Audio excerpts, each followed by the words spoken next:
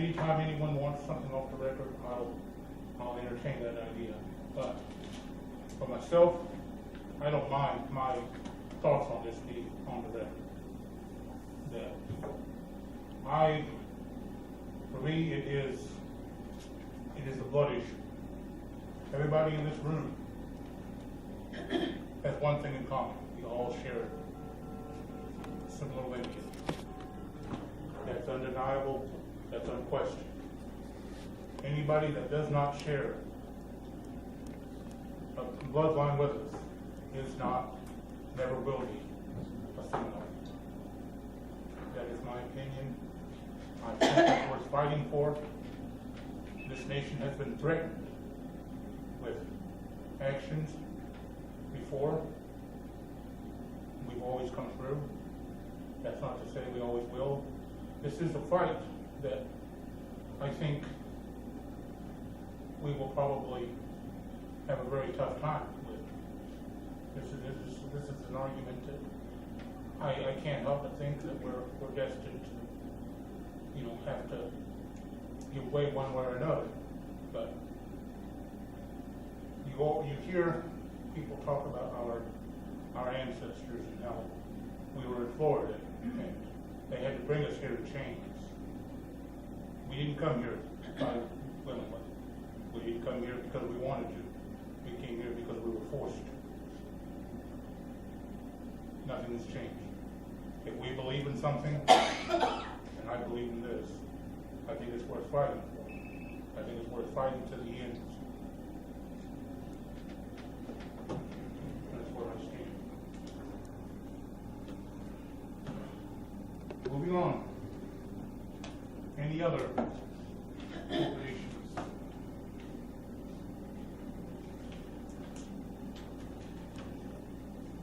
With regards to bloodline, I understand that the regional office, I have not seen anything in writing, so I'd like to ask if the Seminole Nation has received anything in writing from the Bureau of Indian Affairs with a survey as to whether or not we want them to continue with the CBRB, the issuance of CBRB. I know that we have that program under 638. There may be some others, within the BIA that do not have that program under 638. But in the Aberdeen area, there were letters that were sent out to the agencies and the tribes and the superintendents were to work with the tribes, and with regards to the survey. And like I said, I have seen anything in writing, but I have heard that the local superintendent is going to be working with the tribes regarding the CBIB survey.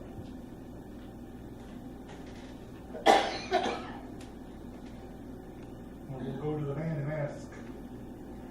Because our man in the office will be the one to know. Assuming he opened his email back. That's all I have to say. Okay. Thank you. Are we just talking about other things that are going to be Yeah. affecting our nation before we get to the Any open issues? We have a status on the winery that previously voted, the council voted to pay some amount of that to get the lawsuit dismissed. Has that been completed? Was it dismissed with or without prejudice? Does anybody know? We have caught up on payments. The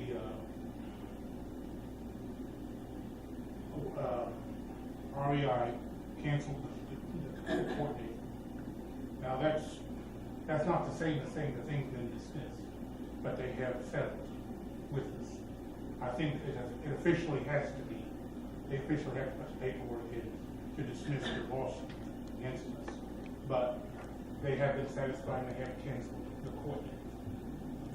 But the lawsuit still pending.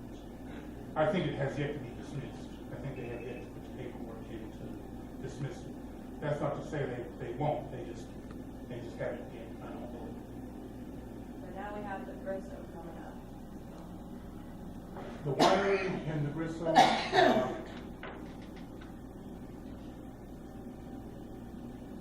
we still have a grant for 1 year that funds the winery operations, and it's tied to the Bristol Nation. So I think for our financial future, the council will have to address that. There is a sentiment among some council members to go on ahead and start procedures to sell it. And there's no harm in making, I guess, investigations into that. But at least for the next year, we have to honor that we have a grant that's outstanding on both of those entities. Because if we make any motions to sell or liquidate either of these programs, that does not send a good message to the grant, to the people that issued us the grant, and they could consider us, in default of terms. And best case scenario, we have to pay back 1 year. Worst case scenario, we have to pay back all 5 years of the grant, depending on them. So it's, at least for the next year, I think it's kind of a moot issue for us because we kind of have to live with it.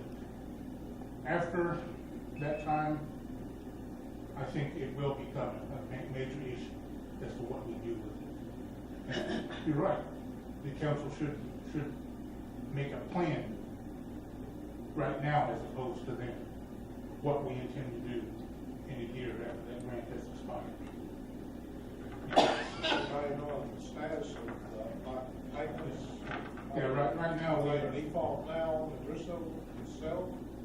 we are still in default on the Bristol because the council hasn't made any decisions yet as to how to address that yet. I think we'll have to address that on Saturday. What did you think? And when you say council, is that because there's no more board? Because any large transaction has to be negotiated by the council. Any large money transaction. Would it be possible during this time, you said possibly a year to keep it going because of the grant? Try to negotiate with the lien on it? I don't know who they have the lien with now. Like I said, Maybe just pay the interest on the loan?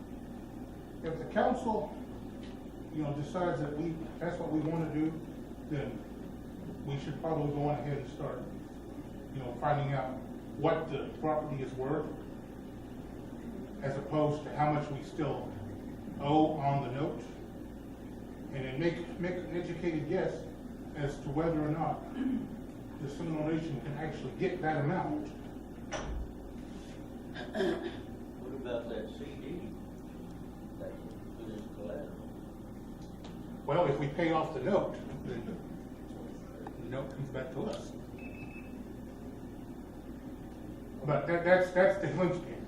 We would have to decide, first and foremost, if an educated guess, if the Seminole Nation can actually receive enough money from the sale of the Bristol Mansion to pay off the note. Now, we've been paying 5 years on it, but as with most loans, we've probably only maybe scratched the principal on the mansion itself. We've probably been paying a lot in interest in the last 5 years, but we've probably only scratched the surface of the principal amount. We purchased the Bristol Mansion at $1.4 million. Maybe best case scenario, over the 5 years, we still maybe have 1.1, 1.2 still on it. We'd have to sell, we'd have to, like I said, go to the county assessor, find out the fair market value for that property in today's terms. And then, because any buyer is going to do the same thing. They're going to go down to the assessor, they're going to get their own assessment of what this property is worth. And they're going to try to negotiate with us. they're going to say, we'll offer you this amount. If that's not even close to paying off the note, then we're gonna take a loss. I'd rather take that loss than lose every loan. I think that we would take a greater loss and that we'd be owing money, we'd be just paying off the loan, we'd be owing money. Why couldn't we consider using acquisition and land acquisition and maybe a balance of $110,000 to get the payments current for the resale? And also, since we've got the winery current, and go ahead and pay those in advance. That way it will give them a little bit of wiggle room there where they can go ahead and proceed. Because I know when word got out, the reason I know is because I had contact with Resell with regards to the wedding planner, the coordinator. She was not accepting any more reservations until it was decided as to what we were going to do, because word was already out that there were some of the council representatives that wanted to sell the Resell, and that they so she was hesitant about going ahead and scheduling weddings. And what weddings that she had scheduled, she was having to reassure the brides, that those dates would be, fulfilled. I think it would be fair to say that at least for the next year, we're gonna have to operate as usual. Because, like I said, we still have that grant. And if we make any motions now, we're gonna have to answer for that. So at least for the next year, or at least until that grant expires, we're gonna have to choke it down, fund operations in our own. Then we can. I'm not even gonna say I'm against the idea of parting ways with it, but I'm just stating as a matter of fact that if we do, we have to be aware of what we're getting into when we do this. Yes, it is distinctly possible that we could take a loss. However, on the term that we could hit a good market, and we could clear the price. We could even make a little bit off of it. That is possible, but we won't know. It's like Schrodinger's cat. You don't know what's in the box until you open it. We don't know what we can get for the Griswold Mansion until we actually put it out there. I think currently with the economy seeming to improve, maybe real estate prices are going to increase.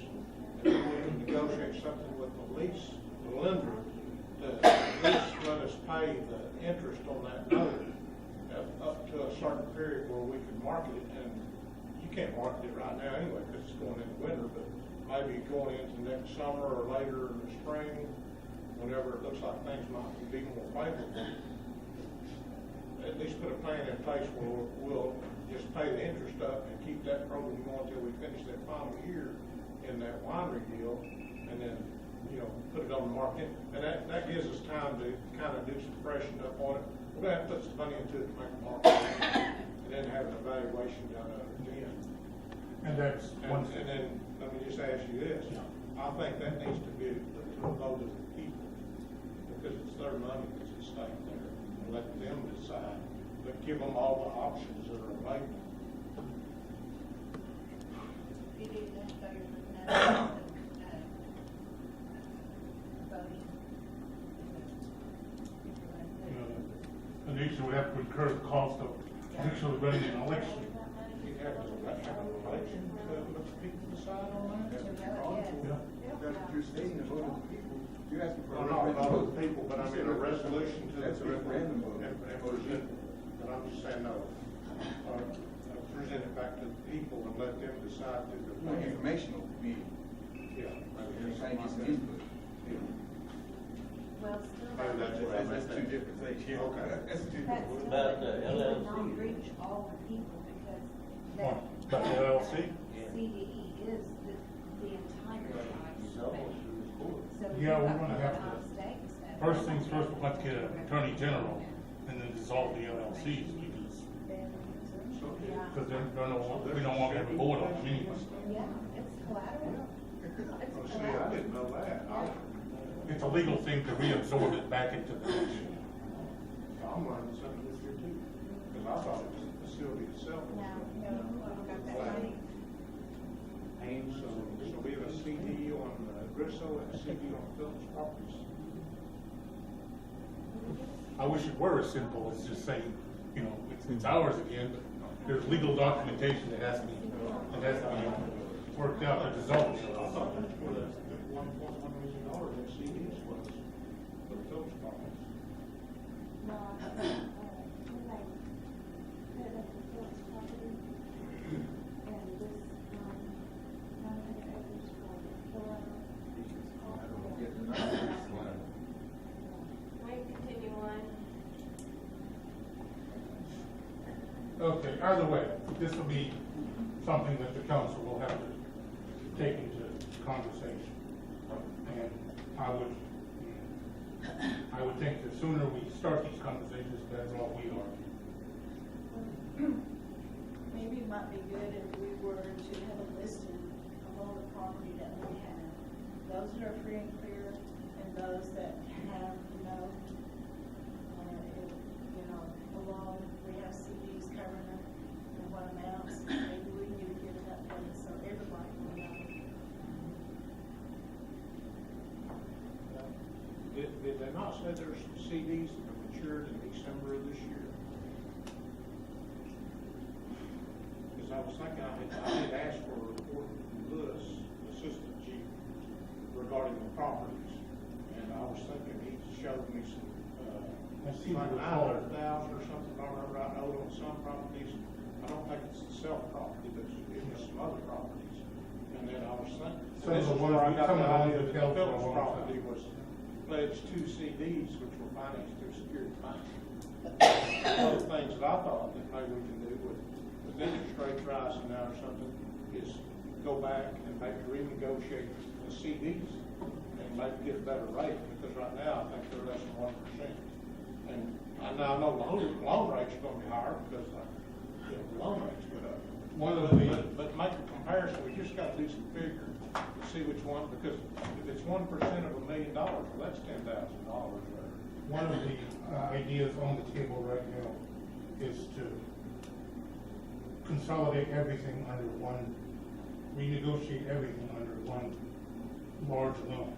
So that way, rather than paying a little bit on this, a little bit on that, here and there, just everything that we have is consolidated under one group loan.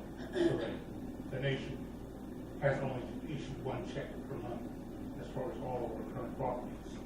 That's an idea, but once again, that has to be, I'm not the one to bring that to the table. That'll have to be brought forward whenever that passes by the initial approvals. But it's an idea out there. I think, it's worth discussing. Well, if there's some properties that are all paid off and clear, I mean, we might have to liquidate some assets and get some cash flow to start doing those things.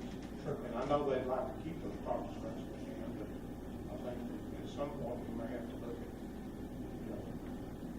doing that to pay off some of these other loans. Yeah. I think that it would be good as what's being considered right now, as the one loan that we covered on, that would save our assets, and we have cash flow. Right. But, like I said, that idea is still sort of, it's not an official plan just yet. Because it's taken us all this time to try to build up our land base. You have to have a land base in order to have economic development, and, housing, anything. We look at the Chickasaw Nation and some of the other tribes just buying back some of the lands that they lost. Chickasaws own a lot of Canaan in the city of Ada. They've been buying them back little by little, and they have built nice buildings there. And with us, we make these purchases, the Phillips property. That's an ideal property there for commercial, usage, because you're right across the street from college, you can go to a nice hotel there, or convenience stores, you know, fast food. I mean, there's a lot of things that's been discussed, and I know back during the day when they took a survey as to what to do with the $12.5 million that we had received as part of the settlement, the top 5, the top 1 was economic development. And there were a lot of things that were mentioned by some of the tribal members that responded to the survey. I'll give you an example. Everybody talks about our friends connected to us, our Chickasaw friends over there. When Bill Anatubby was elected into office in '87, he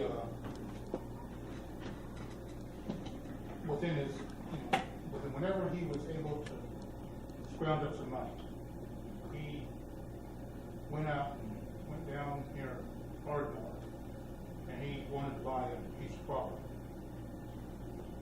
And he had a hard time negotiating with landowners, local and state officials, but he managed to purchase the property. But that property sat there a long time with nothing but pea pods and crops out there. People gave him grief. They told him, what are you going to do with that? What are you going to do with that? What are you going to do with that? Years went by. Finally, he put a plan forward, but as money came in from other entities, he finally put a plan together. He started work on it. And not more than, now they have that Windstar Casino out there.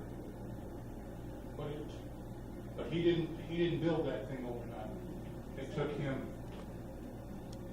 the better part of 20 years to get that dream realized. And so, you're right. Some of this land that we have, it's not doing anything right there. But you're right. The key is to build a land base. Not everything's going to be used right now. Okay. I was going to say, the land acquisition about the land on 4th and 9th, 4th and, back in Seminole. Yes, and we wanted to give it, put up $550, gave it away, and that was the money cap for the land acquisition. If we keep doing that, we won't ever have nothing either, and we're not doing anything right now either. So, we do have land out there. And Has it been condemned? applying some of those dollars back into it. Has it been condemned by the city? It's been really useful for that. That just happened with the vineyard, that came in town. A lot of people do away with it, but today it's tough for the nation to help us take care of some of these debts that we have to pay for today. If it's good. So that's something that you can fall back to this ago. I do have to say that we didn't give it away, the Seminole's under the nation. It's still ours. We don't have any economic development coming in.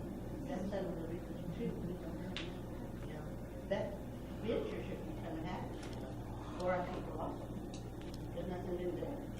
I'm no longer a member of Seminole, but I understand it, but they're in negotiations with, I think, the BIA to market that facility there on, is it Fourth and Oak right along there? Is that what it's called? Is that what it's called, Fourth and Oak?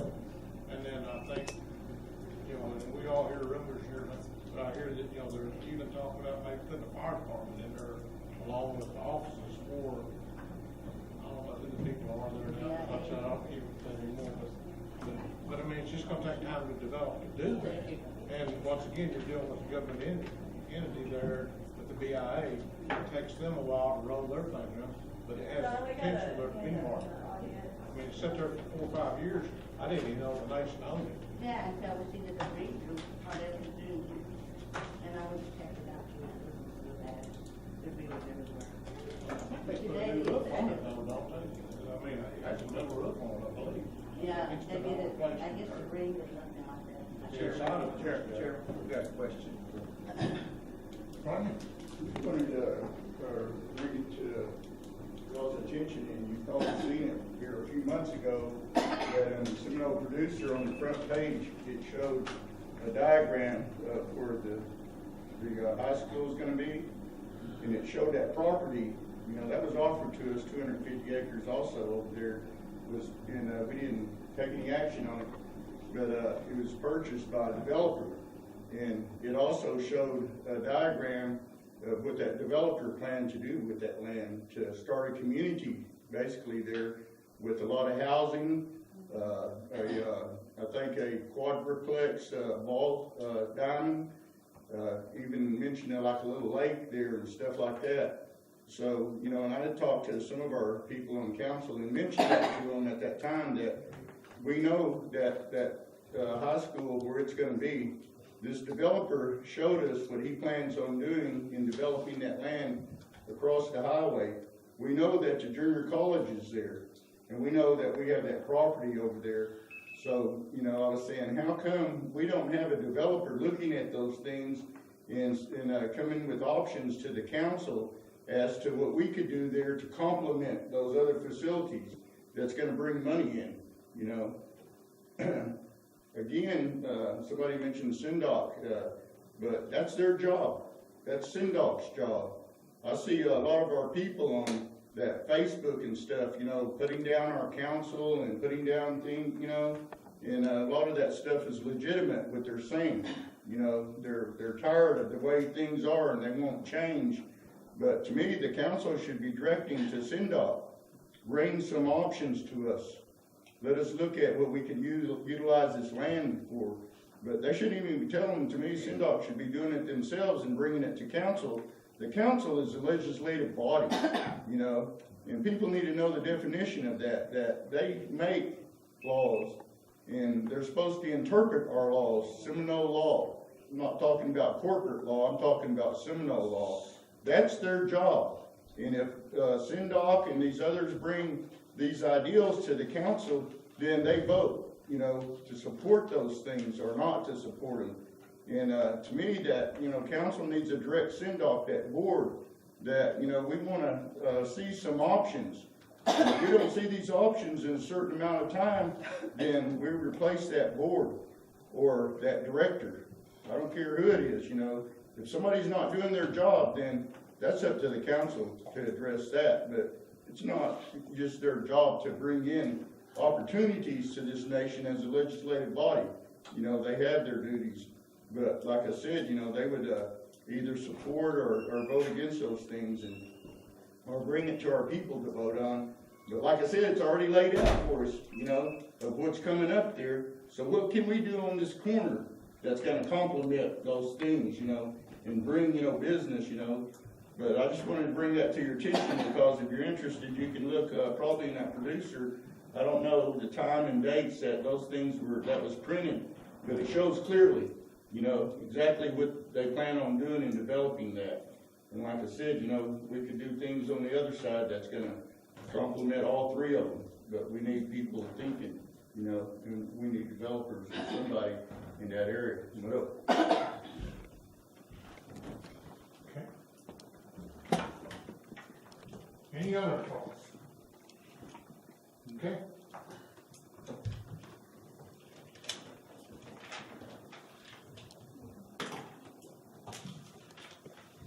Agenda. Unfinished business. My resolution that's been on there for 180 years. I'll give you an update on this one.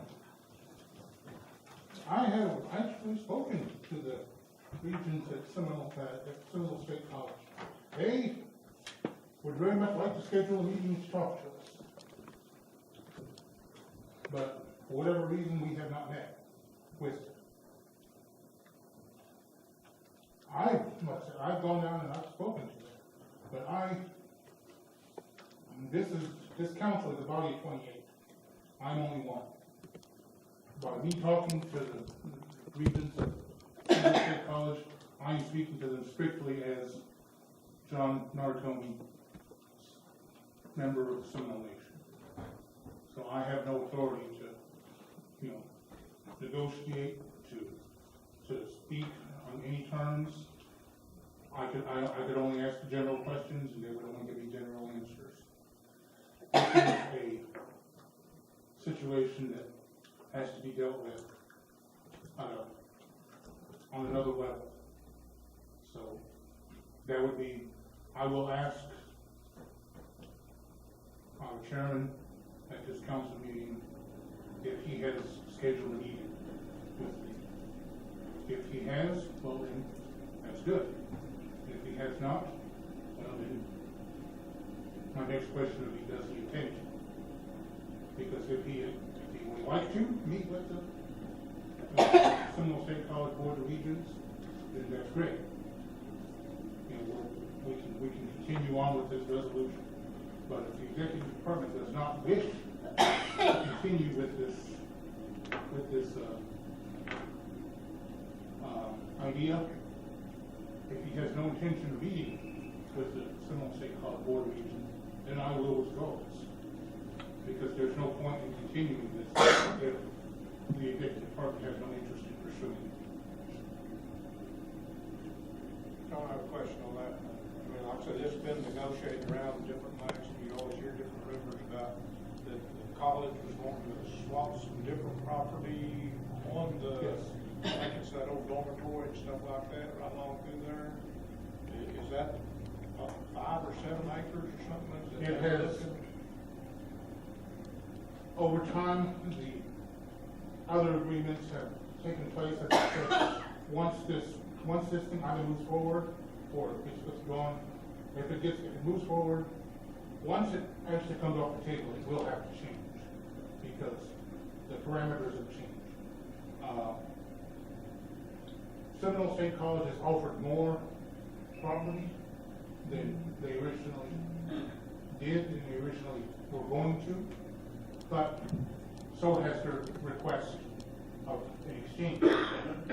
Before they were asking for, I think, 5 acres. No, we were getting plans. They were asking for a whole lot back. It's basically 2 for 1. Yeah, basically 2 for 1.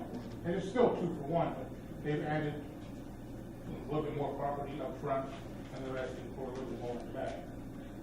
It's still pretty much 2 for 1, but the actual numbers of property amounts have changed. And that's a tough pill to swallow because and I can understand, hesitation on this because it is a 2 for 1 trade. And that's. You have to consider the value of that highway frontage, highway access versus what we would be exchanging. We'd have to go through easements, we'd have to go through ODOT. So, for what my last meeting was 2 for 1, but if you look at how much that property is worth, even though it's 2 for 1, it's going to wash itself out. Here's my only question with that. And I understand it's the property, I call it north of that church up through there, which looks like an old dormitory or something, which I don't think that thing's been occupied for 40 years or longer. And here's my question, what is wrong with that facility? Why have they not taken it down or anything? I mean, is there, and here's just my question, does it have this business or does it have something that would become another liability to the nation to even destroy it to make that problem? That's my question. Because if it's something that would have been cheap to do, I would have thought the college would have done that by now. The college, I believe, does not wish to invest in what it takes because they have that one little dormitory sitting across. That's what I understand. But running that dormitory is expensive. With utilities or electricity, it's expensive for them because they can get it much cheaper on their side of the street, on their campus. That's technically off their campus. It's land they still own, but it's off their campus. So they're having to negotiate with the city on that, and that's expensive. Yeah. But- State goes further north than that, it's probably about 4 acres. But in order for them, Not a parking lot or something Or there. it goes beyond that. There's another like little white house that's going to that, is it? Or that like- in order for them to make that profitable, they'd have to have like 20 more out there sitting, just like, Well, I guess my question is would somebody, that is, whoever's on this committee or whatever that discusses that with them, find out something concrete about what's wrong with it? Is there anything wrong with that facility? Because first off, I'd hate to see the nation give up their property in exchange for some of that, and then it'd be another liability. Because right now, we're in the driver's seat. We own the property that is marked. And I don't want us to take on another liability just because you'll have to destroy that building to make that lot marketable. absolutely. And I don't want that to be something that the Seminole get caught again to get taken advantage of. I mean, is it something, somebody just needs to find out why is the school not torn that facility down? You know, and, you know, is it something that is a, you know, I don't know, it's a biohazard or something like that? Because, I mean, I don't want to get that property and then it cost us another $800,000 to tear it down and have a $500,000 lot. That's, I mean, first off, I'm tired of some of the people being taken advantage of to do things. And I want them to have, because we're in the driver's seat of that property we have right now. Because they want our property. Okay. I've got questions on that. Tribal Resolution 2018-15. The tribal resolution of the Seminole Nation of Oklahoma authorizing the nation's continued participation as an amicus render the court in the Murphy case. Those of us that watched our email, we received something today on that. Mr. Thomas Hola. Yeah, I am sponsoring this, more than likely, the case is going to be heard in the Supreme Court, so this is probably, we haven't talked to my band yet, but more than likely, we're going to withdraw this because it's already too late, basically. That's what some of us are viewing it, we'll have that discussion, but the chances are that we'll probably end up withdrawing this because it's already in process. It's past that point. It's past the point where we could have filed, so we missed, in our opinion, some of us, we missed that opportunity, so, yeah, it's going to, more likely, at the end, we'll decide, but I'm pretty sure we'll probably end up withdrawing.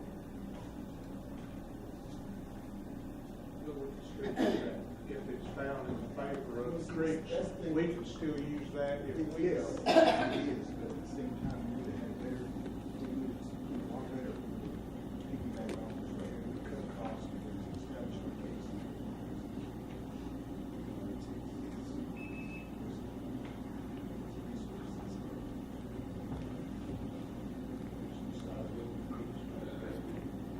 Passed all my.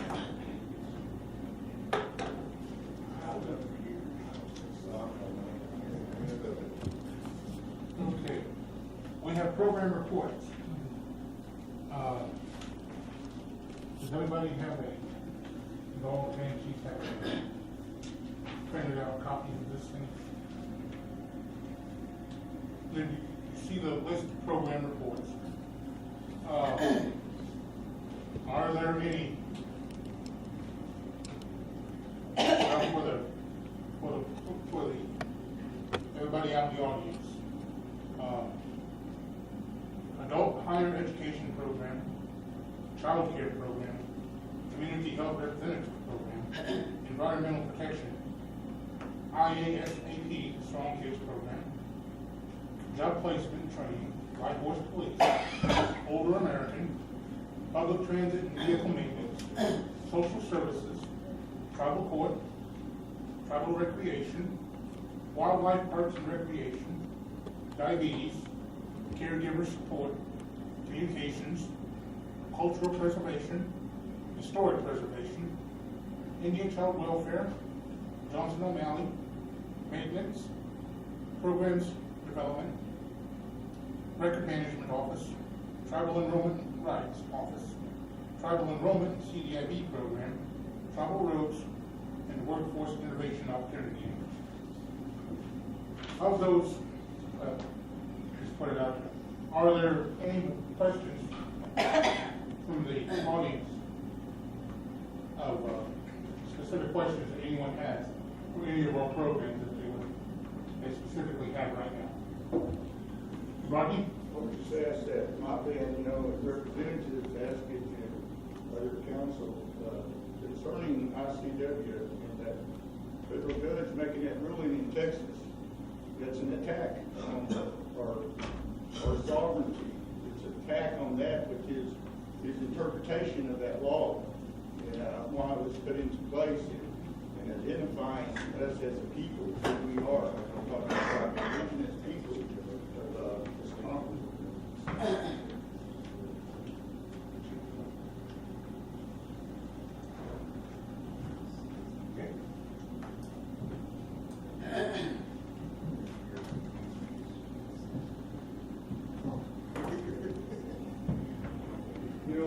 Chair, too, I would hope that the council would request or something, you know, that whenever there's any kind of rulings made in federal court, that the council be made aware of that.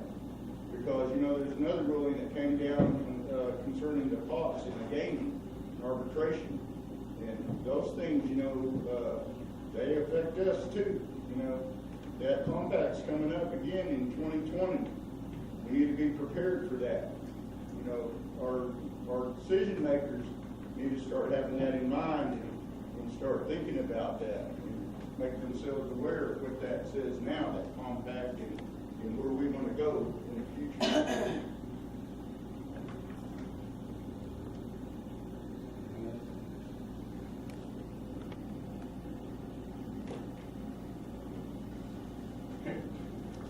Any other questions that anyone might have for our current programs?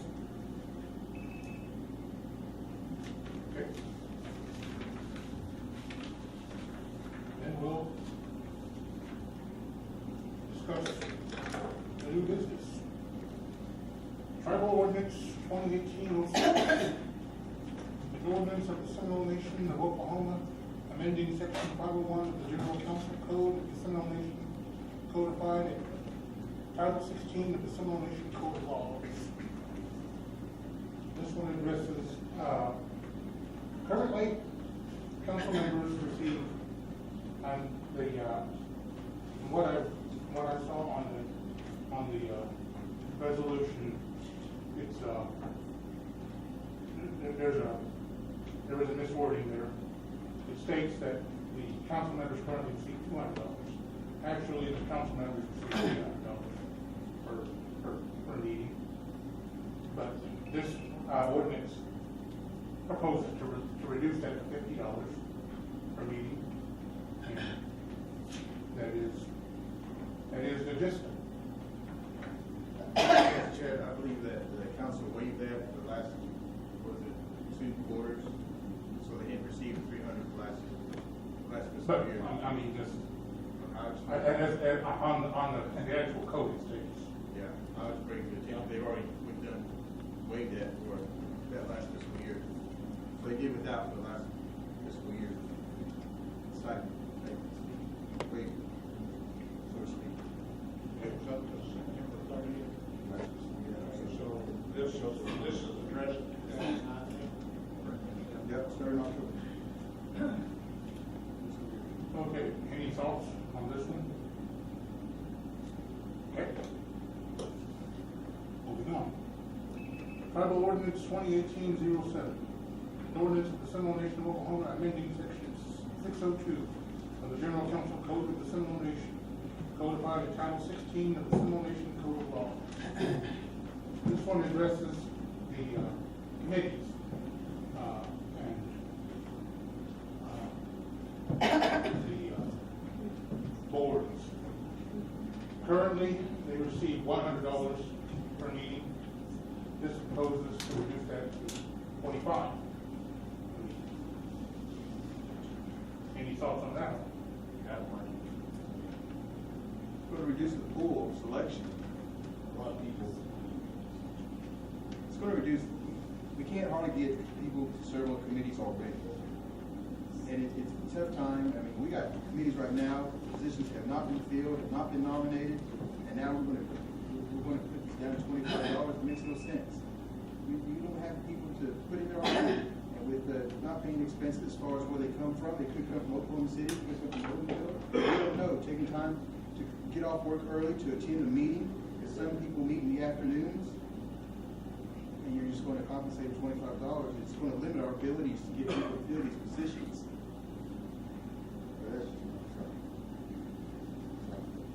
I was wondering, where is it going? Is it going back into general fund? That is a good question. Because that's coming out of the general fund. What is the spending plan for the savings?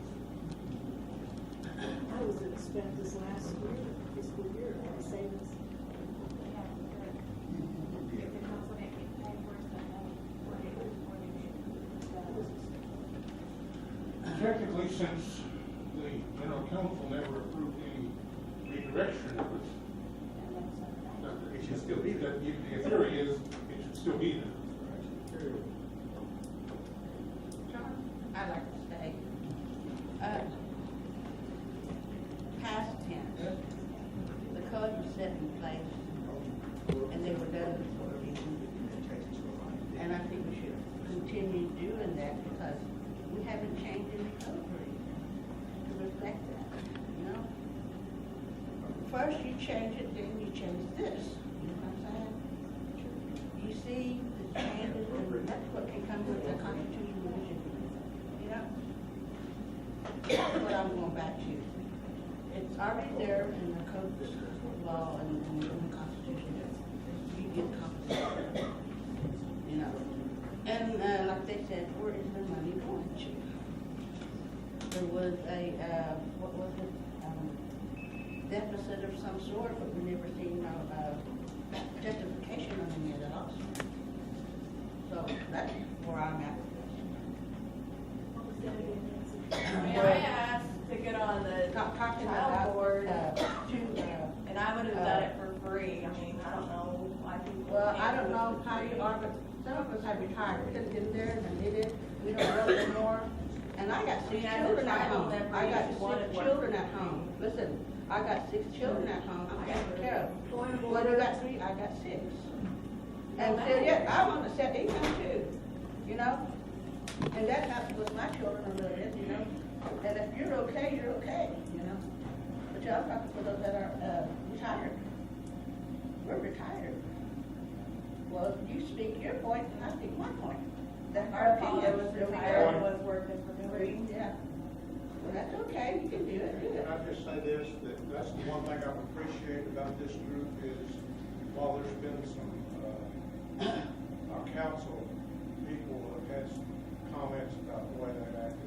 That's the one thing I've always appreciated about this body is we agreed to disagree, to talk to each other in a civil manner, and that's what I hope we can do. I mean, we can negotiate it, I mean, but I've got a question, if you don't mind. Y'all asked about where this money went. I mean, where does it come from, the pay the stipends and all that? Does it come out of the general fund or general? But it's not a dedicated account. It depends on the program also, it's sometimes the program can be for it as well. There's an always come from trust fund, trust fund pays it all. It's just like transportation, they pay it off. But it's in the budget. Oh, yeah, but it's not always in general fund. It is, but it isn't, it's in a certain department, so it's already allocated, so it's not That was in the revenue sometimes. That was in relation back to previously, the 502 deal. Where did those funds come from with the council? I mean, is there a dedicated fund? It's general fund. That's just general fund. So, They have their own budget, it's general fund. but you have budget in the general fund to the council. Yes. Because they're general well, your council budget should have been modified because the council did. So there should have been a budget modification that came back to council approving that money. So the money that was saved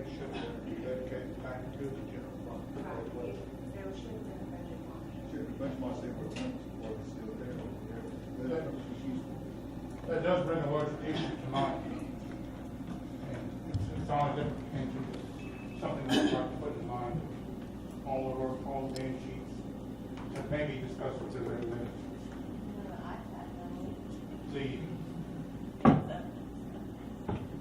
Such as the general fund and the indirect cost budgets. Each of them has an entire list of separate budgets underneath.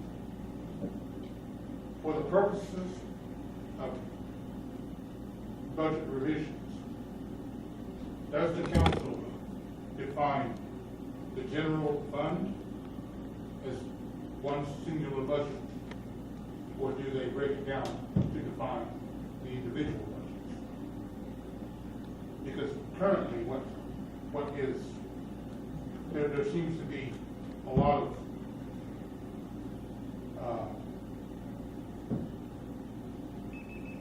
I don't want to say confusion, but a lot of disagreement there as to whether the indirect cost is one budget that can be revised up to 10%, which in some cases is the entire budget, some of the smaller ones. Or are each individual component their own separate budgets that need to be addressed individually?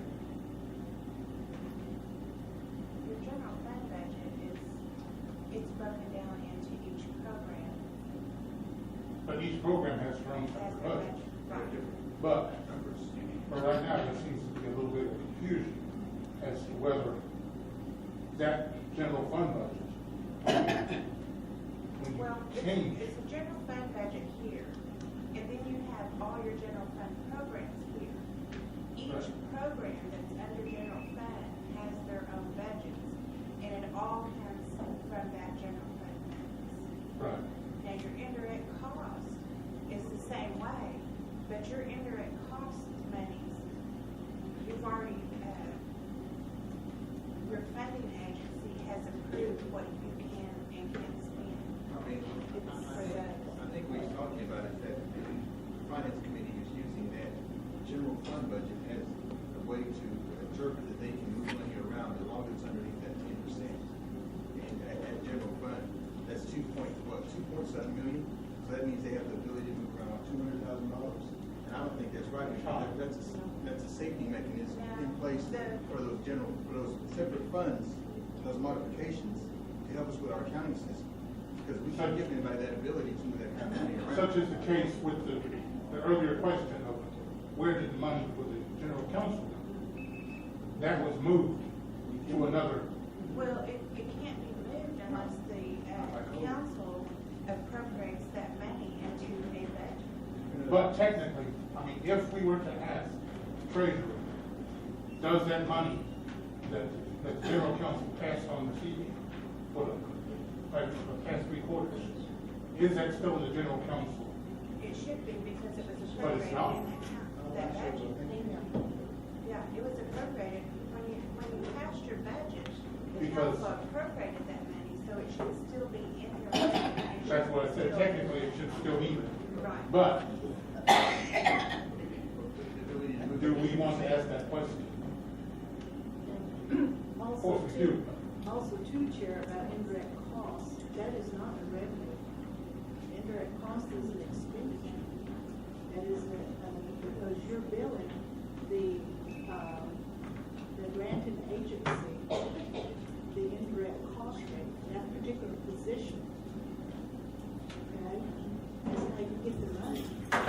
You're billing against that grant. It's not considered to be a revenue.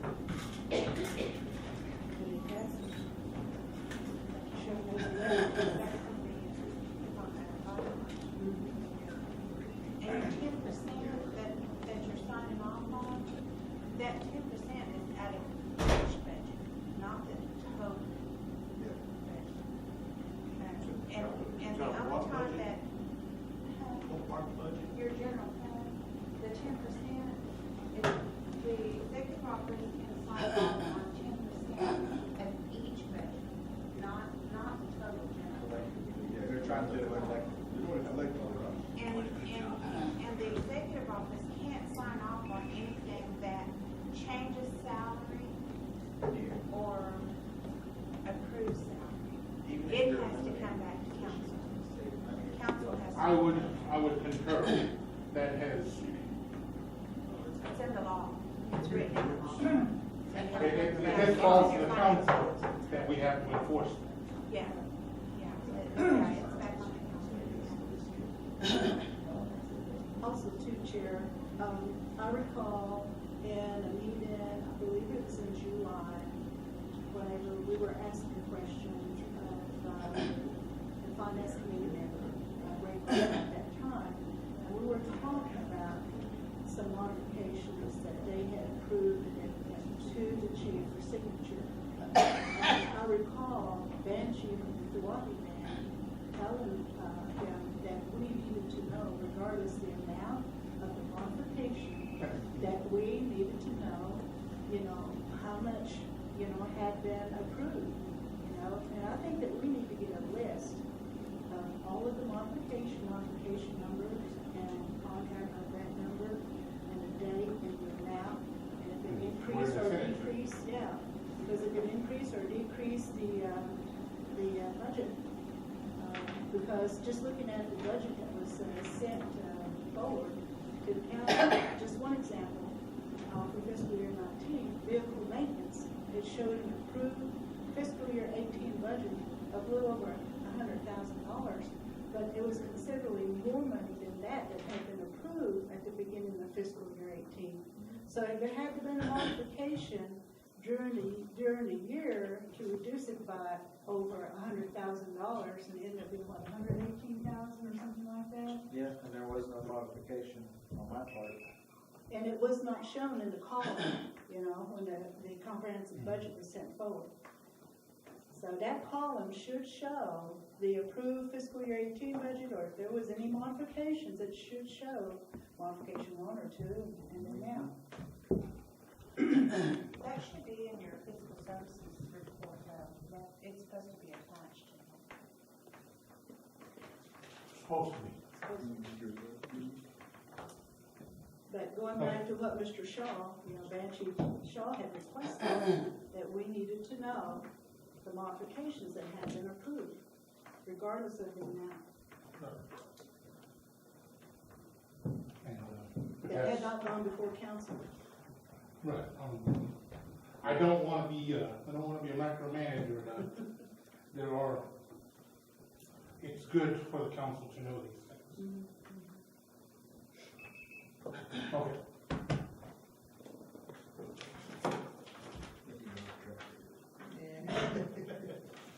Tribal Resolution 2018-49.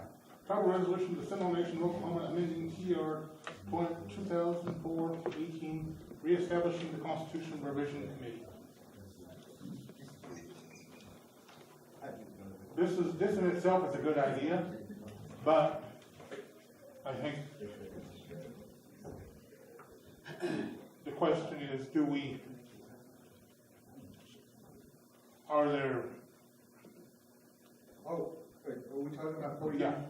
Chair? Yes. Yes, I remember that the last time that we actually had a revision committee, that the bands actually nominated their representative. We didn't let for the establishing the revision committee. Right. Yeah.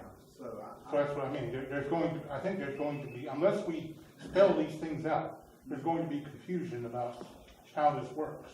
Yeah. Because I think, if I remember correctly, it was one from each band, and each band nominated their representative Send your own to that representative. It looks like this resolution is just reestablishing. But it says appointed by the principal chief. Oh, does it say Yes, it that? does say that. I believe in the wording in the resolution, it does say they will be appointed and nominated and confirmed by the council, nominated by the principal chief.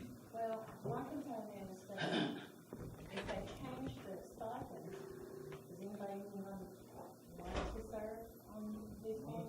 $25. Well, that's what I was saying. If we limit, we get rid of the pool. We limit people taking time away from their kids, their jobs, leaving early. I don't know what time they're going to set it up. You're right, and that's my concern as well. But at the same time, in that meeting at the commission, we weren't getting paid anyway. We met 3 times and we weren't getting paid in the last 2 meetings anyway. Yeah, because you're talking from this committee's track record, they're meeting like 4 or 5 hours. No, that's what I mean, those were some long meetings, I mean, I was there, and they're pretty long meetings. Because you're gonna have, what they did last time was they had the attorney general come in. Yeah. And they were going, But she did it pro bono, but she cut her fee in half for us, for that revision committee.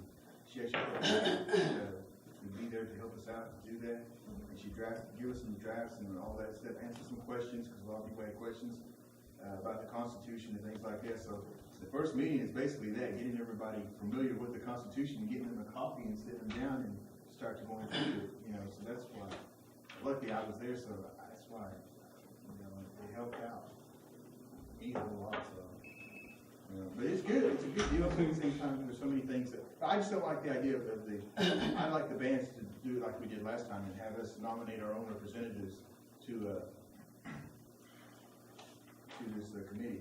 Oh, everybody's. I would also like to recommend, as with us being chief code of our council representatives, and request that the code of laws will also be reestablished. Because the Constitution is a big thing, but our more current need right now is our everyday decision making, and that's our code of laws. Those need to be addressed as well. It's So is it the language of members shall be appointed by the principal chief, is that? Yes. what the inside is? Yes. But other than that, just, I would think if the bands made a recommendation of someone within the band. That's what we did last time. To do it. Every band nominated someone from their band to be. No, we had him clarify that, where We had to change it. where they could go ahead and say, well, that's what we expect to have. Yeah, Represented. Yeah, but, and maybe just strike that language from this bill. Because I think we need to do it, there's a lot of things Yeah, you don't want that to need to be addressed. represent, but your concerns in your band are not be represented in the committee. And then Most bands will know, excuse me. I'm sorry, go ahead. Well, I was just gonna say, most bands know who's probably someone that has a more analytic mind and can look at that Constitution and present things, and that's why I think the band needs to make that recommendation. That's right. Instead of just the chief. I just think that's, because, That's the only way for it to compromise. that's why, that way the band's represented, because they know who they want up there, they ask them to start. And Leon, that's exactly what I'm saying. Nobody knows your band, the band Yeah, itself. but another thing that's going to take part of this, though, is, all she said is that $25. Who's going to take our word and their entire evening? I can see one volunteer over your time to the nation, as we get with this financial line. Sorry, it's COVID. Is 50 a reasonable amount? I mean, I don't know. Any meeting is beneficial as long as we get together and discuss these issues, you know what I'm saying? And it's good to have everybody come from wherever they come from. But we don't know their statuses, financial statuses, but we want them there. And that's the way I feel about any committee that I go to. I haven't missed one. I've been with all of the IB council. I have not missed one. But I'm there. That I will commend the council for this past year, that what would have been expected probably when they dropped that fee to $0, waived whatever it was, that still the members still showed up. That I applaud for that. Chair, I would like to make a suggestion that whenever such a committee is organized, that we have a facilitator to keep the members on track. So it could be productive meetings. I understand that the last group, that there was a lot of disagreements, and there were a lot of instances where it was not productive. I think, and this is because I have a direct link there, but I know what that under last revision, they suffered from a distinct lack of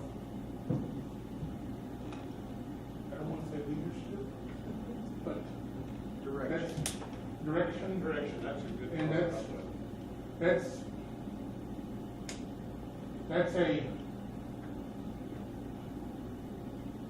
going to be I think that's going to fall more to the responsibility of the Constitution Revision Committee itself.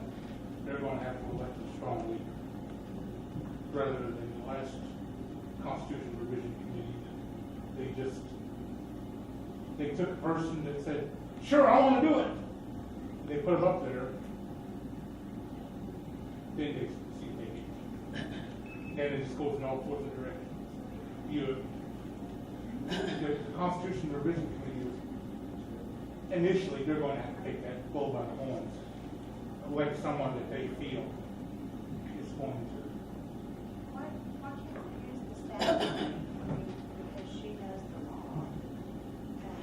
Use your staff attorney, and she can facilitate that and say, okay, this is what I see is the law, but what do you feel that we need to be in? And then she can facilitate that meeting.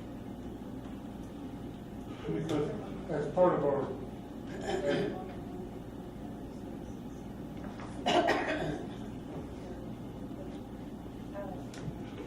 first and foremost, at the last council, I missed, sorry. John, I think she addressed something right there that I've always wondered myself, is when you had the Attorney General, is that the attorney for the council? Okay, who is the attorney for the people? the general counsel answers to the Okay, I understand, but what I'm trying to get to is basically their staff attorney that if we as a band have a question, we contact them at the tribal complex there. You would do it through your representative. Yeah, your representative wherever. I think a staff attorney makes sense, but right now, that staff attorney would have to be hired through the Attorney General, which we don't have. Well, and that might be something that needs to be addressed in this Constitution, or we could appoint, or have a staff attorney separate from the Justice or Attorney General's office. Because, I mean, the people themselves need that. And I think we'd try to keep ourselves out of a lot of binds if we had somebody to go to directly. If you did that, your staff attorney would have to be on set salary. Budgeted Because salary. there are so many questions out there that these people are going to be asking. Because I know that whenever I was in the council secretary, I had like, I don't know, probably about 100 questions come through my office in less than 2 days. And I had to, try to get them sent out to where they are. Each question for a staff or for an attorney, and they have to do different things, like trying to find information, they're going to charge you by the hour. So if you're going to do that for the entire tribal members, then you're going to have to put that attorney on salary. Well, And hope that you.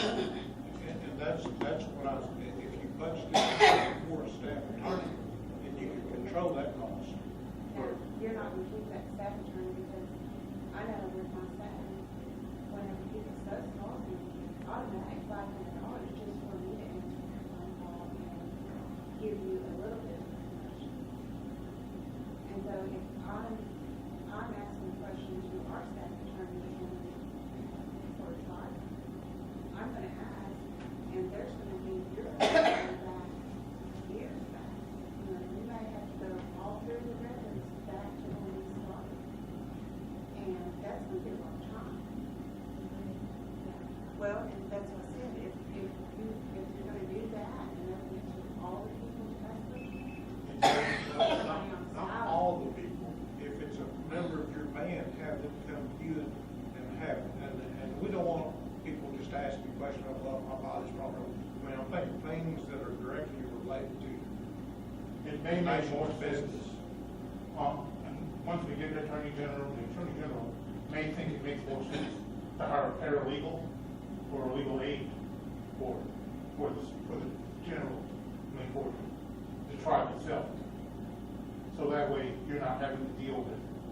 Because she's right, if we have to go through the process of hiring an attorney, staff attorney, then that person's eventually going to, this is what burdens.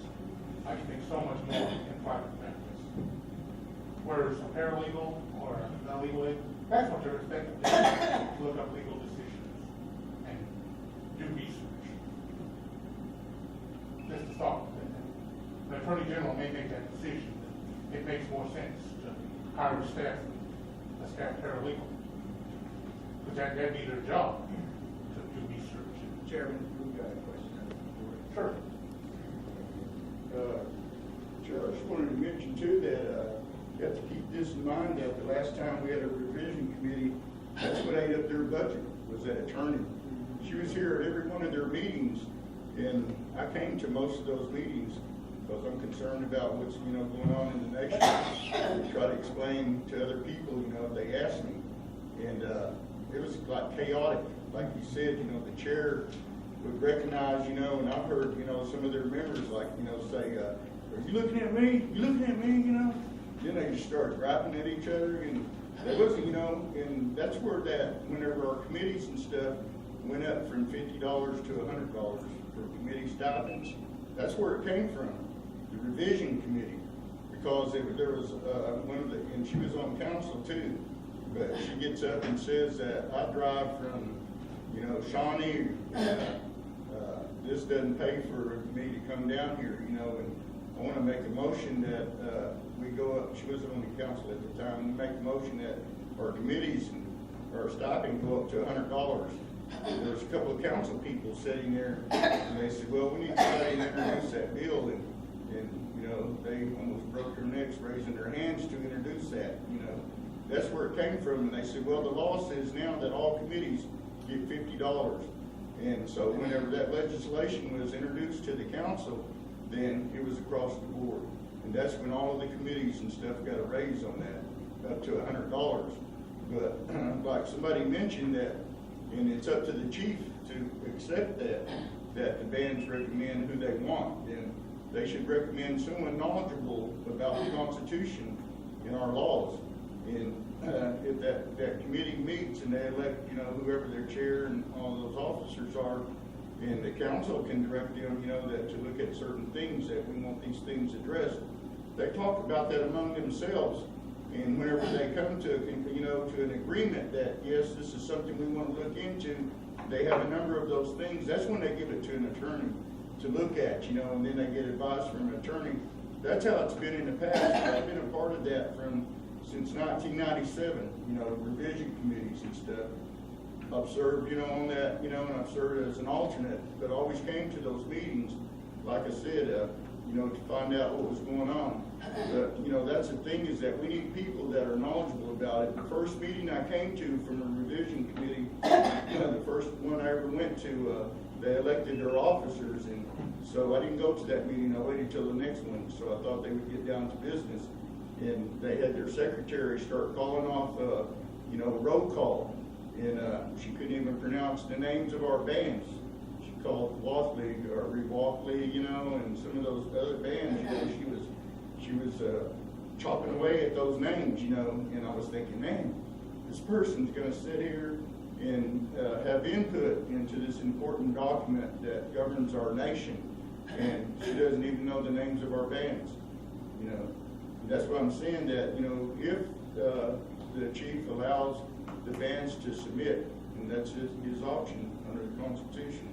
If he does that, then, the bands, I would hope that they would select someone that's knowledgeable about the nation and, what's taking place, before, and even if they wasn't around, they can read, they can read up on it and acquaint themselves with this, because this is a document that's going to affect our people, and it shouldn't be no influence from anybody else. State PAs or anybody shouldn't have no influence, on that document. And it's not a hard document to read, and to interpret. And if there's going to be amendments to it, then that can be done. The only time I've seen whenever a revision committee was called or reinstituted, that the chief didn't allow, you know, the bands to do that was during Kelly Haney's term. And it was requested then, you know, that, hey, you know, the bands have always, you know, submitted, and he didn't do that, though. He submitted those names, you know, for the bands and stuff. But like I said, it's up to the chief, but to save money, then if that committee meets and comes up with some things, then, yeah, you know, they could get an attorney's opinion concerning those things, but, you know, interpretation, it should be left up to our people, how it's gonna affect our people. But I just wanted to pass that on because, like I said, you know, that ate up their budget last time. Is that attorney, she was here every meeting, every single meeting she was here, and a lot of times they got nothing accomplished, you know. Attacked one another and attacked people in the gallery, you know. Got attacked a couple of times myself here, you know, verbally for suggesting something, you know, but still yet, you know, that's what it's about. And like I said, an attorney will beat that up, and not only that, but the council needs to look at that judicial, that ordinance that put them in place, and that's why we're painted into a corner now, because they didn't read that when they voted on that, you know. Because, and I said it before, you know, that our Constitution allows for our meetings to continue. If somebody's not there or refuses to chair, and then they put in code, you know, that attorney has to be there for a meeting to be legal. That should have never happened. They painted themselves into a corner, and they stopped our business from taking place. Not only there, but, you know, a couple of places in there, and they need to read that. And they have in there also where that Attorney General offers an opinion, then that should be considered law, and it shouldn't be considered law. Whenever you remember yourself when you stood up and you were questioning or on an ethics deal about that $600 and those that got the check that time, you stood over there by that painting over there by where Nancy's sitting against that wall, and the council asked him about that 10-day notice. Are they supposed to be given a 10-day notice? And he was leaning against that wall, and he said, yeah, I think so, yes. And so that went up in the air. Well, they wasn't given a 10-day notice. Well, you were talking about ethics. You wasn't talking about charges. Ethics doesn't require no 10-day notice. And I told him so whenever the council broke and he came out for lunch or something. And I said, that's not what our codes say, you know. And he didn't say nothing, but it was brought to his attention. But like I said, he gave the wrong opinion, you know, and the council needs to be up on those things themselves. You know, somebody should call him on it. That's not right, what you said, you know, that opinion, you know, because like I said, this is a legislative body, you know, they should know that. I just wanted to pass that on, you know. Any other thoughts on this? Okay. House Resolution 2018-50. House Resolution of the Seminole, Oklahoma, authorizing the execution of cross-annexation agreement with the Seminole County Sheriff's Office, the 27th Judicial Court for Judicial District Attorney's Office, City of Seminole, City of Wewoka, Chickasaw Nation Light Horse Police Department, Muskogee Creek Nation Light Horse Police Department, Citizen Potawatomi Nation Police, Absentee Shawnee Tribal Police, and Savvy Fox Nation Tribal Police for the improvement of law enforcement services. This all sounds good, but I do have a question that I will probably answer to.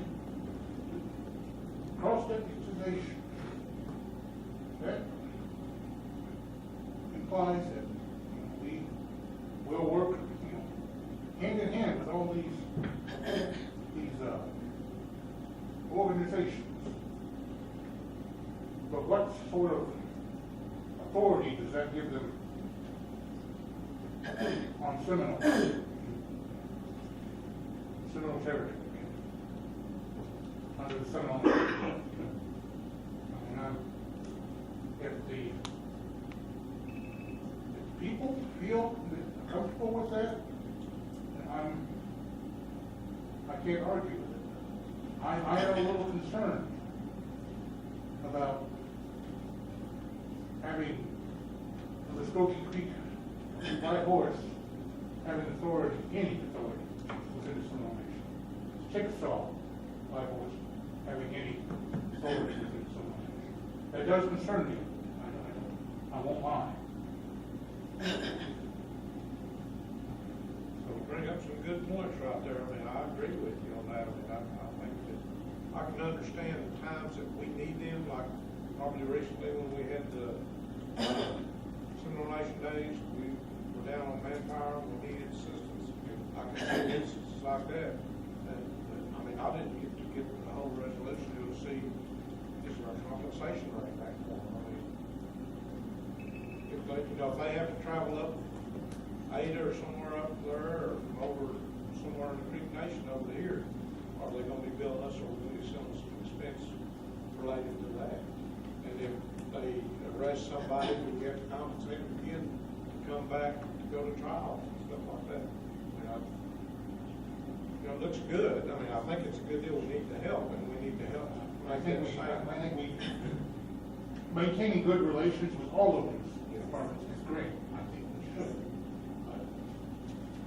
Cross-deputization does cause me, does give me reason to pause. And I don't say I'm not in favor of this. I'm just saying that I think more questions need to be asked of the chief of our new chief of police as to what the parameters are, what the limitations are, what the benefits are. This is a temporary cross-deputization. What I'd be concerned about is, you know, if it's needed for an evening, you know, is that the case there? If not, they can, because if you cross-deputize them, that's what he's saying is, they can come across the railroad to the river piece there. You know, that's where I look at the Chickasaw access to some of the lakes there. The lakes like that. That we can't tell. Well, and like I said, compensation rates, well, we can't deny, we've got to talk about money. Yeah. We're in that position. And it's mentioned that we're a small force. I mean, we don't have enough manpower to cover the area we have. And we need help. There's no question on it.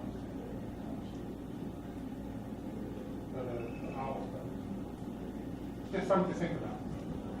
I'll move on. You have some good points there, that needs to be asked. With the cross-deputization, the tribes have their own 638 contracts with BIA. They're funded for the law enforcement. Now, this appears, just looking at it briefly, it appears as to be a blanket.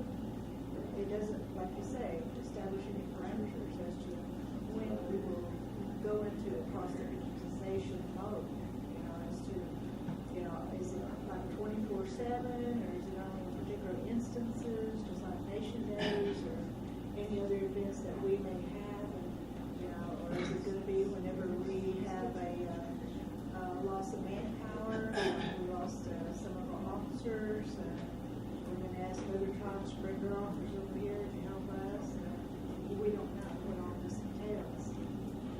You receive a speeding ticket and Shawnee on a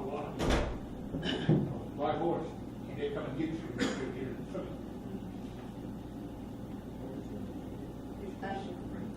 I'll just go back to the MOU, MOA, all right? And maybe in there, the language will be partnership. I don't know. Too, like you say, everybody's funded differently. It's another issue. Well, there's the agreement here, but it's with BIA, and then it has the addendums where the tribes or the county or the city will indicate as to their entered into this cross-deputization under what type of resolution, when it was passed by the city or the tribe, which nation. How's that? I think that's what Charlie was trying to say. If you can partnership with these people around us, and I don't know if this is what he came up with, I don't know, but, that's what I was just thinking whenever Charlie was telling, can you go around and get something? Yeah, I know the last time that we had cross-deputation with the county, that relationship deteriorated. The county wouldn't have any deputies on staff for the overnight. They would rely solely on our light horsemen, and they weren't being compensated. So we were being taken advantage of, and that's one reason why those were canceled. And, for the longest time, we didn't have anybody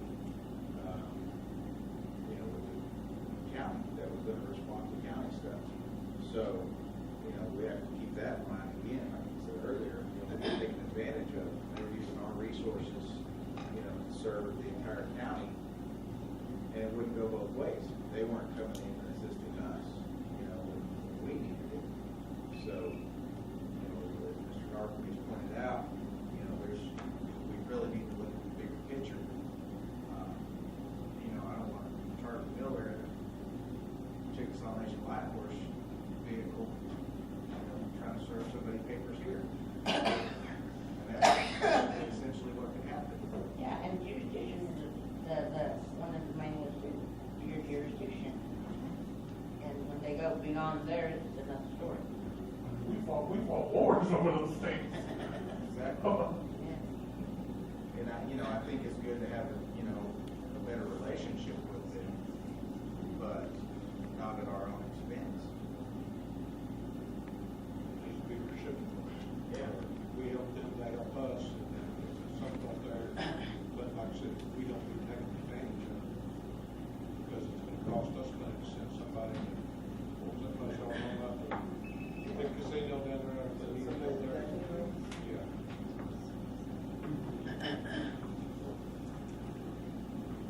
Okay. Federal Resolution 2018-51. Federal Resolution of the Seminole Nation of Oklahoma authorizing annual renewals of agreement with Seven Funds Nation of Oklahoma for juvenile detention services.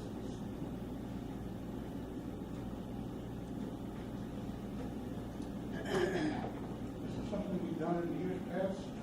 Yeah, I think it's pretty standard. I think it's pretty, yeah. But like I said,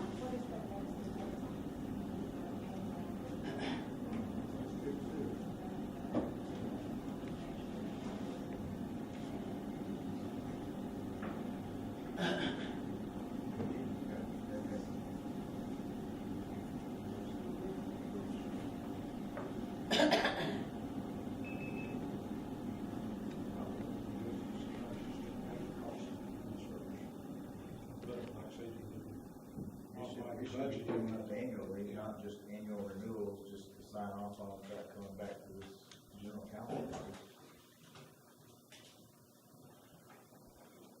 I think it needs to be a yearly thing. Yeah, because the way that's written, that's perfection. Yeah. strike renewals, make it renewal. Yeah.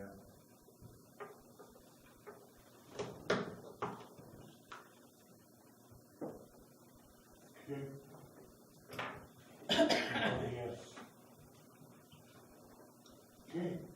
Tribal Resolution 2018-52. A tribal resolution of the Seminole Nation of Oklahoma authorizing the Seminole Nation Division of Commerce to negotiate a memorandum of agreement with Global Reconnect LLC. Does anybody care to start on that one? I hear they're gonna give a presentation for us all at the council meeting. It's more or less like they're a small company, they wanna work, and it's not gonna cost us anything, from my understanding. They wanna sell, I don't know, like a subcontracting home service type deal. They're just gonna try to get us involved. They only do a presentation though, at council meeting, from my understanding. So that's gonna be one of It's a phone service thing. yeah, communications data, and they actually want to look at selling phones, things like that, you know. A small carrier, I guess you'd say. And like I said, from my understanding is that it's not going to cost us anything. It's just going to be an opportunity. Chair, just like the other resolution, I'd like to see a copy of the agreement. There's no agreement attached to this. No, there isn't. Their proposed agreement.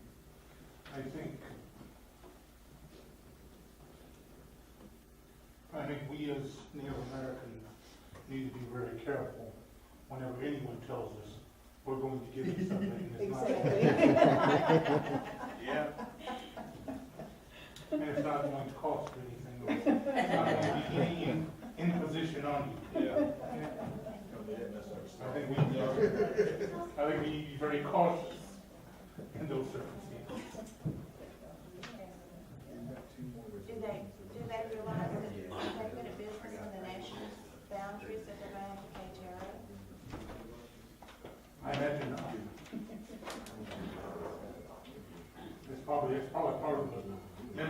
They're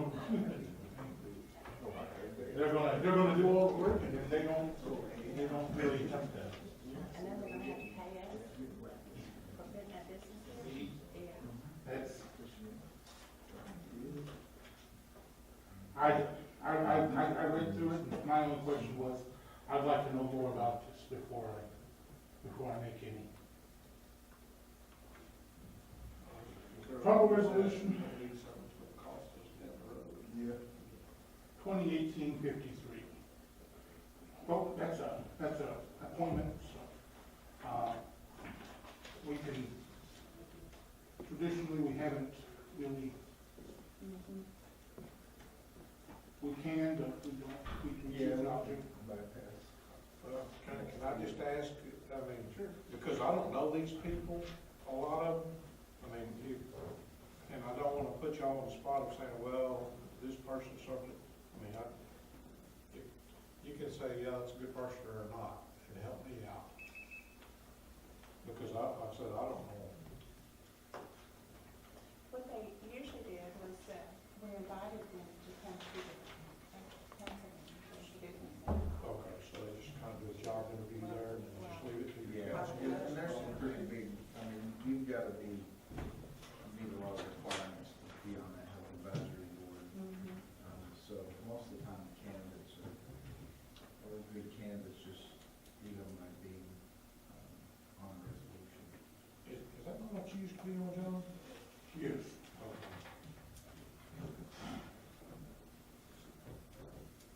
Which doesn't bode well for the community. They'll probably put anybody on that. The only person I see that I recognize is a lot of people. Okay, otherwise we got Regina Langford for the reappointment of the Princess Committee. And Lonnie Cuddy as Commissioner of the Seminole Nation Gaming Agency. And so, take those back to the band and let your band tell you what they think of these individuals. Will that fill that, didn't they got rid of everybody except for one on that You know, gaming, didn't they? I think there'll still be one short. Willis, was he the only one that was left? Yeah, Mona Lewis is, I think there'll still be at least one short, I think. For commissioners, they need at least 3, I believe. I think that's what they, Yeah, Willis the only one that got there.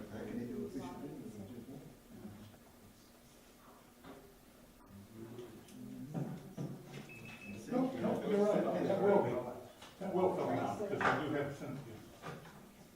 Yeah, Cynthia's already got. Oh, okay, yeah, I didn't see her down there, okay. So they can fill that when we're doing this, okay. She was on there previously, and then Is that, Cynthia.